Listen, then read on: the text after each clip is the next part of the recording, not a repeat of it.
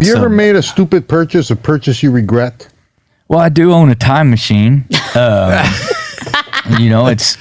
don't know if I regret it. The guy who sold it to me eventually went on to say that I was an alien. When I tried to ask him, I couldn't get back to 1952. He said, "You're an alien. I know you. You're an alien." Oh, so he said you fucked up? Yeah. Did you really buy a time machine? I did, yeah. Tell me how that was sold. There's a gentleman by the name of Art Bell. He had a talk radio show. And, I know that guy. Yeah. And so I would listen to it all the time. And there was a guest, the great Stephen Gibbs, and he had created the hyperdimensional resonator, which was a time machine. And he was talking through the entire process of what it's like to go through time and all these different things. And and I was like, this is fascinating. So he was talking about getting the time machine catalog. I was going to order the catalog.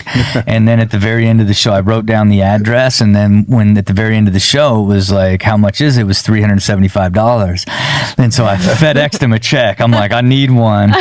And $374 for a time machine? Oh, and it showed up, and it's like, you know why? Because he built it probably in the 1800s. That's like $5 million. It's inflation. Yeah. And look, and he in our first conversation was amazing. He was like, okay, a couple things I got to warn you about. If you clean your garage, you might come back and it's dirty again, stuff like that. Maybe someone you knew in the past died.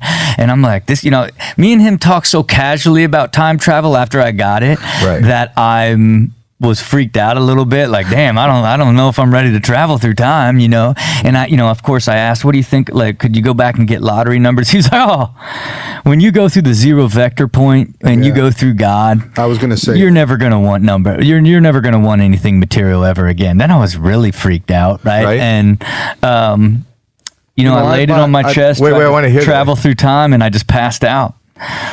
So I don't know. It could be, look, this amazing life that I have right now at the Howie Mandel does stuff show with the kids and friends. Like, this could be time travel. Did you get in the machine? No, it's literally like a box that you sit on the side and you put like a phone cord around your head and you put like a magnet on your chest. How did you know you weren't going to get zapped? Look, I was young. Did you pass out? I did. I was drunk though when I tried to do the first one. You know what I mean? He just came up with a new name for your show. What's that? Howie Mandel does stuff with kids and friends. You know what? That sounds like something you can get arrested for. Yeah, never mind. I bought 2,400 square feet once. Yeah.